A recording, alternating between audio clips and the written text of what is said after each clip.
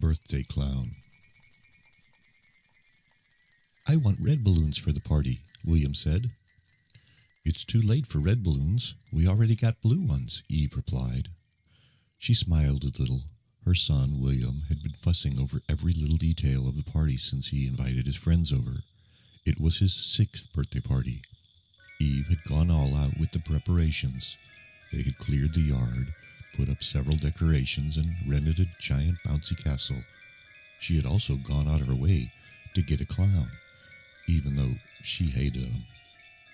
His name was Happy the Clown. She had seen his advertisement online with reasonably positive reviews. She thought he looked creepy, but William was ecstatic about clowns, so she decided to book him anyway, ignoring her basic motherly instinct to appease her son. He had liked clowns ever since his father took him to the carnival when he was younger to see all the acts. He came home giggling every night that week, reminiscing all the colorful balloons and the smell of caramel popcorn. Eve managed to book the clown last minute. She kept it for William to surprise him. Eve checked her watch. It was almost time for the party. The guests would be arriving soon. She had told Happy to come over by 5. "Go get dressed, honey. It's almost time for the party." "All right." She watched him run out of the kitchen and heard the noise of his little feet clattering up the stairs. Eve continued to cut the vegetables for the salad. The visitors started to troop in some minutes after 4. The first to arrive was Weird Timmy, as William named him. He wore glasses that were oversized for his face, and he had a collection of insects in his room, which were just a few of the many reasons children called him weird. He was part of William's close circle of friends. Eve let them into the yard as they came. They dropped their gifts at the table in the house before taking their seats. The sky was clear outside, which was good. It meant no rain. Eve hoped it would be a successful birthday party. She had been planning it for a long time, as she didn't want anything to ruin her son's birthday. The yard was laid out with chairs facing the trees in the back. In front of them, the open ground was to act as a stage for the clown and the other events. William was dressed and ready. He was beaming, running around from friend to friend, showing off some of the toys he had received earlier that evening. Eve kicked off the party. She welcomed them all to the gathering, thanking them for coming. Food had already been served when Happy the Clown came. He didn't appear much different from any other birthday clown, with a pasty white face and oversized shoes. He wore the baggy pants very high, cinched above his stomach with a black leather belt. He was in full makeup. His face was completely covered in white with a big red nose, lipstick, and a bright orange wig. "Where's the birthday boy?" he said, giggling in a goofy voice. He lumbered into the house, moving past a very still Eve, swinging from side to side like a penguin. His shoes squeaked as he walked. In the yard, the parents had already cut the cake, and the children were stuffing their faces with it. "Hello, kids," Happy said as he stepped into the yard. Eve had her camera out. She stood at a safe distance, recording William's shouts of glee when he saw Happy. The clown started the show. First, he juggled some balls, sprayed water around, and did a few magic tricks, receiving unanimous applause from the crowd with every performance. He moved to balloon animals next. He would bring out a balloon from nowhere and blow it till it was full. He would twist and turn the balloon as the children watched in wonder. He gave the first animal to William, who squealed as he got it. Soon, almost every child was holding a balloon animal. It was a pleasant show to watch. Then, Happy declared with an artist's flair that it was time for jokes. "Everyone laughs at my jokes," he said, "because everyone must be happy." The children replied to him with laughter and applause. He smiled, scanning the crowd and looking at each of their giggling faces. He had a satisfied look on his face. "Why did the kid throw his clock out the window?" he asked. And the kids shouted excitedly, "Why?" "Because his teacher told him time flies." The whole yard erupted in laughter. Eve caught it all on her camera. She thought the joke was silly. She hardly chuckled, but the children seemed to enjoy it. Eve stood back in the back of the crowd, trying her best to capture their reaction so William could watch the video later. He would love it. She was so intently focused on her camera, she scarcely noticed the slight flicker at the edge of her vision. When she turned to it, she saw that it was just an empty chair, and it didn't look like anyone had left, though Eve could swear that was where she saw Weird Timmy last. She shrugged to herself. Happy began again. "Where do cows go on Friday nights?" "Where?" the children asked in unison. "The moo, fees." Laughter erupted again. Happy's face searched the crowd. Eve looked around likewise to make sure everything was in order. Eve was so focused on the party, making sure every detail was according to plan, she forgot to laugh. When she returned back to the camera, the clown was gawking right at her face. His eyes were cold and his features twisted. "You're not laughing," he spoke in a serious tone. The laughter faded. Time seemed to have stopped. The sound of birds chirping and wind rustling faded out of hearing, and all movement ceased. Confused, Eve gazed about the yard. Why wasn't anyone moving? Eve's eyes returned to the clown on stage, but he wasn't there. He was standing directly in front of her. She could smell his foul breath as he exhaled. It was heavy and pungent. She saw the beads of sweat on his forehead, mixing with his white, powdery makeup. His pupils were dilated and focused, not unlike a shark shadowing its prey.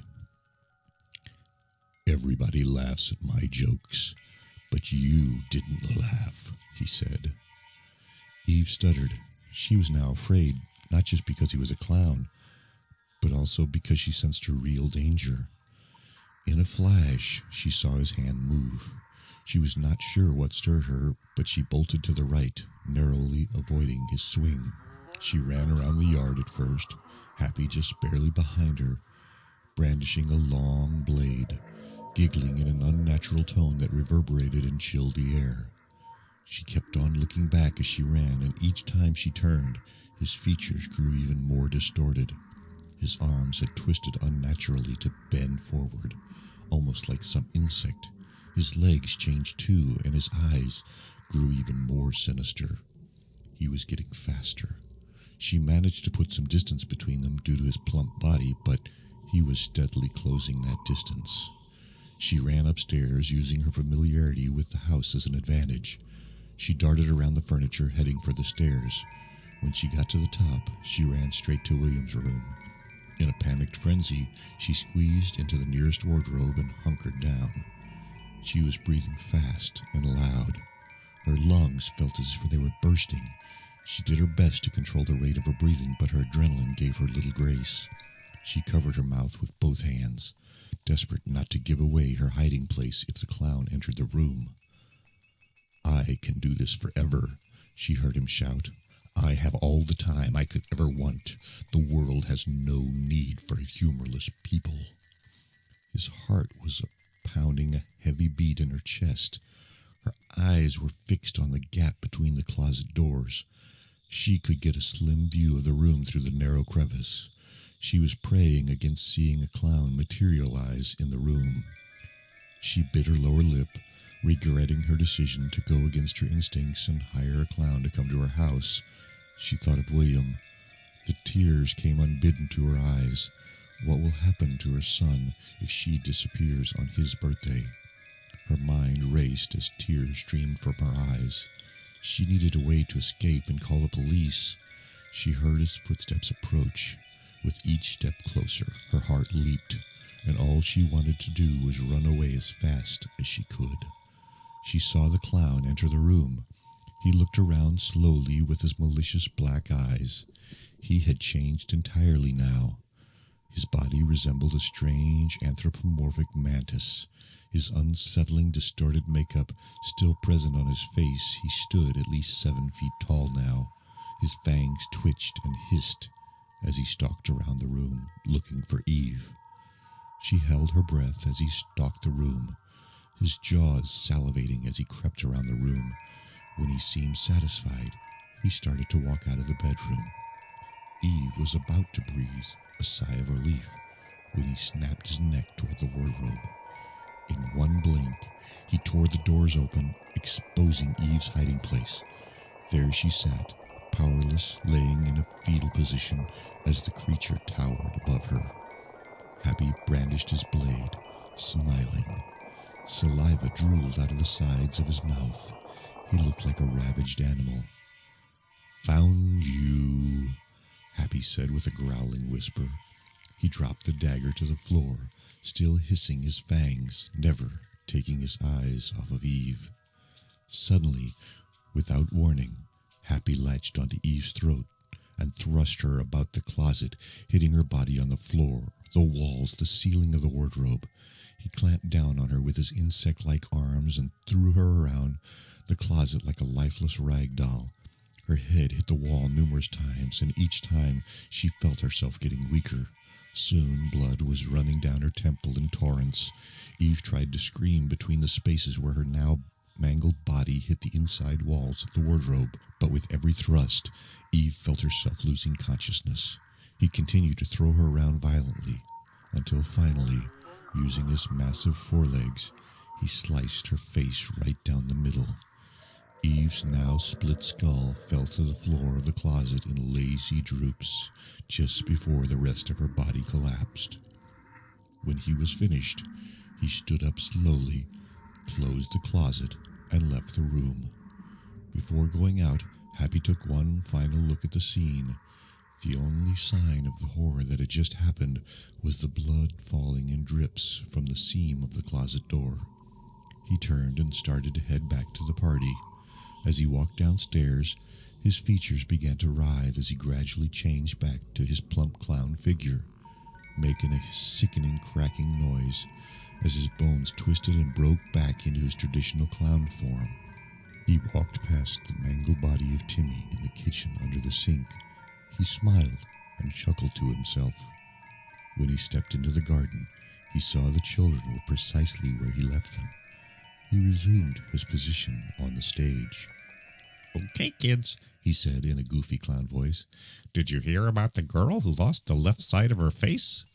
She's all right now.